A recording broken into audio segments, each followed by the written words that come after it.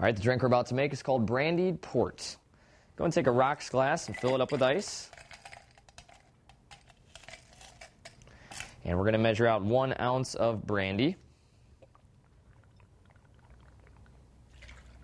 And follow that up with 1 ounce of port.